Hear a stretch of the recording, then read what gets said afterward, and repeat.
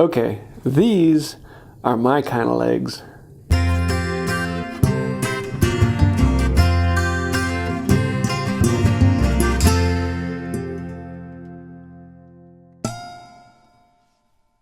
Hey y'all, I'm James Wright and welcome to my shop. We are working on a side table and it's kind of my rendition of a shaker / mission style side table, and I'm having a lot of fun with it. In the past we've done the stretchers, the mortise and tenon, the through joinery, and now it's time to taper the legs. And this is a step that I absolutely love. I don't know why, it's such a simple thing to do. It's very easy, it's very quick. And it provides these results that are phenomenal. I just like the simple shape of it, and it works well. It's a very elegant thing that I love, and I like putting that in where I can. So we're going to be having fun with these today. I will be having plans in the future. If I have them yet, you'll see a link below. If I don't, then I'm sorry, you got to wait until I finish the project.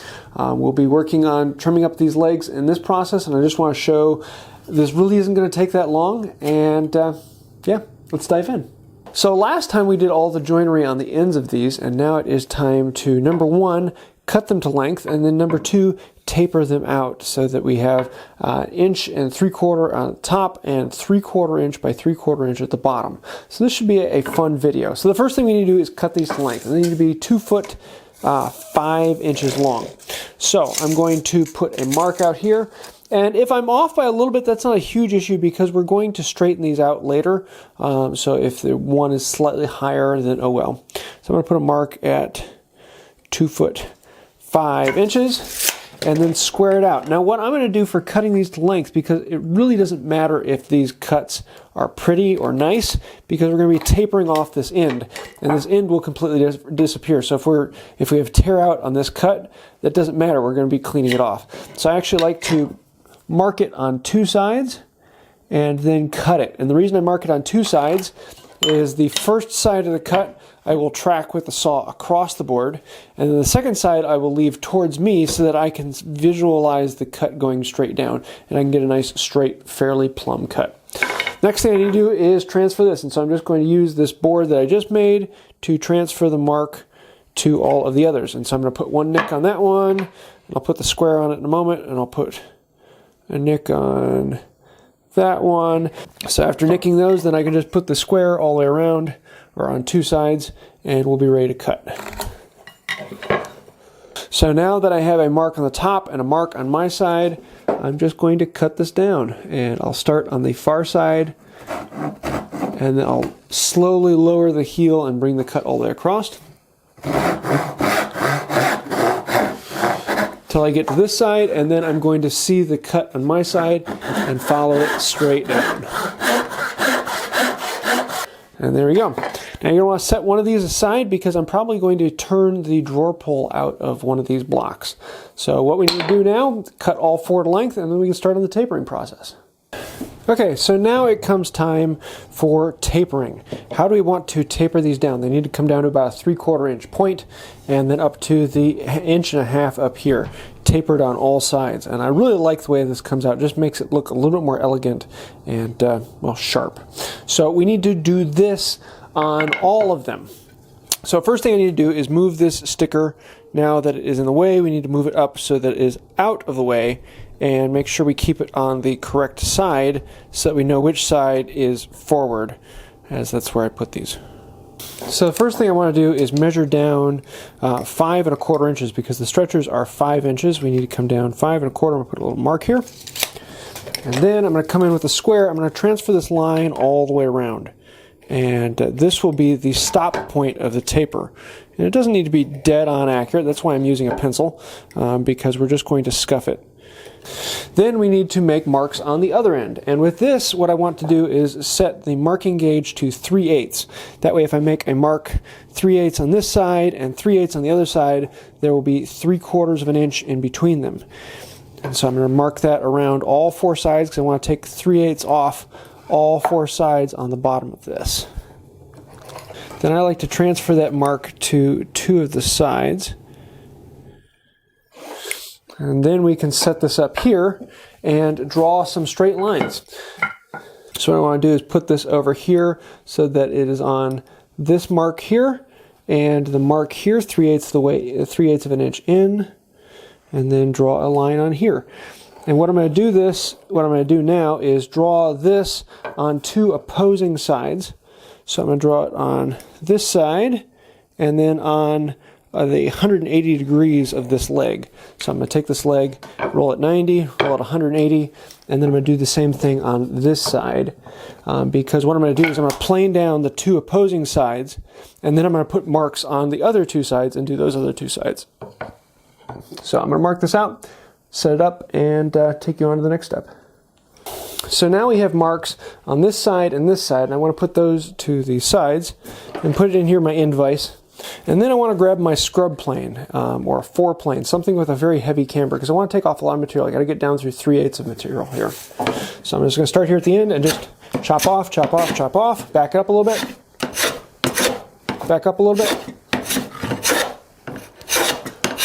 I'm not taking off a ton with this. It's probably only about a 30-second at the deepest point. So I'm going fairly slow for the range of a scrub plane. And you can see how I'm just slowly working my way back. Now what I want to then look at is this being parallel to that line? And I'm not going quite fast enough here at the tip. So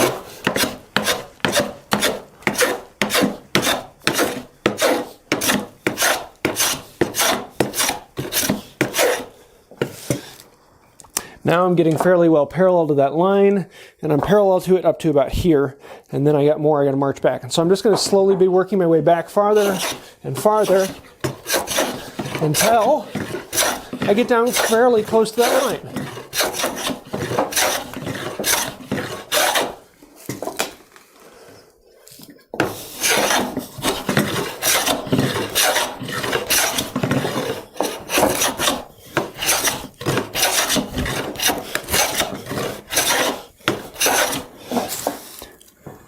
Here I'm about 1/8 inch away, all the way along, until this point here I'm actually fairly close, and then I back up a little bit. So I just want to watch out right there.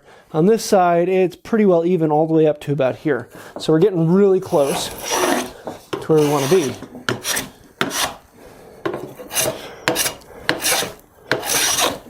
And once I get close, a little less than 1/8 inch away to a 1/16, then I'm going to switch over to a jointer. And I'm going to start back here, and the jointer will just flatten that out. And usually I have a bit of belly in the middle, which is great, because then I can start here, and it cuts here, and then it cuts at the end. And I just keep going until I get a nice clean cut from end to end. And each time I cut, it's going to come back a little farther, and a little farther, and a little farther. And now I'm cutting to about here, and I'm planing all the way out to the end, and I'm smooth. And I need to keep going until my cutting comes all the way back to this line we drew.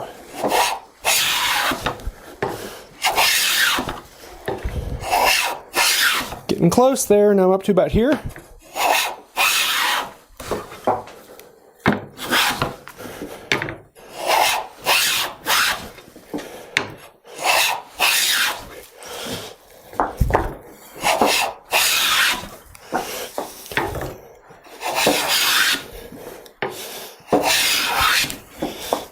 Okay, just wisping on it. And there, I think one more pass and I'll get it. One more. There we go. That line disappeared. So that means that last cut just moved past the line. So this side is done. Then we can flip it over 180 degrees. And what I do is just grab a scrap piece of something to stick underneath that taper. You don't have to, you can leave it down. I just like to keep it level. I don't know if that's just me or what, but there you go. And then I'm going to do the exact same thing on this side. So once I finish this side, then I'll show you what we do for the other two sides. Okay, here's an interesting one. On this one, I'm going against the grain, and there's a ton of tear out, especially with this big mouth scrub plane. I'm getting a crazy amount of tear out. And I know I'm going to still be getting tear out with this, but what I'm going to do is still smooth it or flatten it out with this. And once I get it flat and close to the line, but not right onto the line, so the last few passes, I'm going to do with a different plane. I'll show you that in just a moment. So now I'm right up next to the line. I'm having all this micro tear out from the jointer plane. Now what I could do is just turn around and do a pass in the opposite direction. But where's the fun in that? I want to pull out my smoother. And this is set up with a very fine mouth. The chip breaker is very close to the end, extremely sharp. And so just a pass or two, even against the grain, I can get a nice smooth edge and get rid of all that tear out. One more. Back it up just a hair.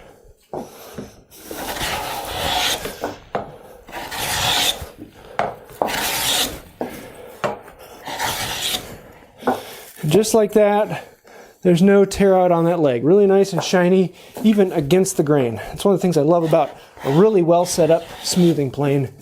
You can get a great edge on that. So the next thing is drawing the lines on the two sides that I just planed off so that we can plane off the other edges. So I'm going to do the exact same thing. I have my lines on here. I have my line on here. I'm going to draw the line on there. I'm going to rotate it, plane it down, and that's about it. So yeah, I'm going to draw these lines, plane it down, and show you what they basically end up like. So on your first side, you can just lay it flat again. You don't need anything underneath that edge. Clamp it down, and it's the exact same thing again. Just run it off the end. Looks like I'm going to be going against the grain again. Every now and then you get those chips at the very end that get stuck in the mouth. You just have to clean them out. The other thing you have to start being worried about this is a lot thinner than it is here. And so you have a tendency to all your passes come off this end. So you tend to wear off the very tip faster than you do back here. So either take it light at the end or veer off the side every now and then so you're not taking as much material right off the end of the leg.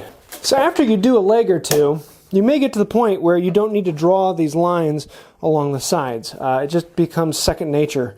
And you just need a line here and a line here, and then you're occasionally checking how close are you getting to that line, how close are you getting to this line, and then once you get a smooth cut from one end to the other, it's done.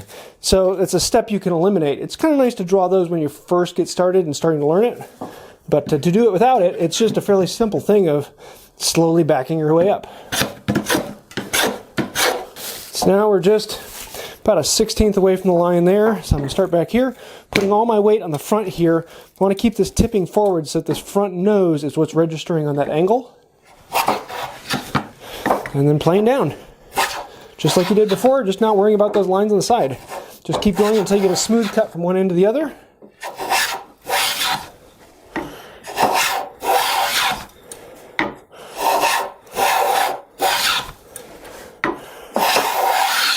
Just like that, it's done, and that line's disappeared.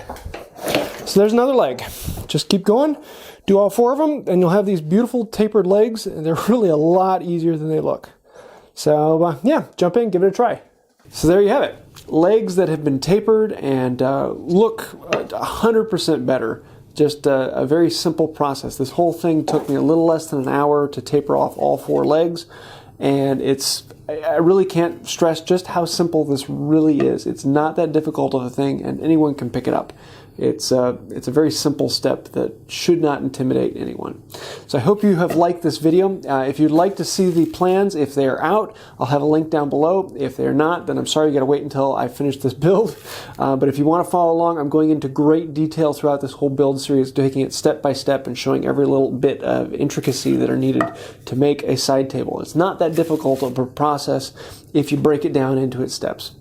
So I do want to say an incredible thank you to the patrons on Patreon. You guys are really the reason why I can go into this detail on these builds. If you would like to help out with that and encourage me in the future to do more builds like this, feel free to check out Patreon right down here.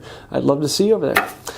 But that's about it for today. Also, if you'd like to subscribe, see some behind the scenes footage, you can do that. And until next time, have a wonderful day.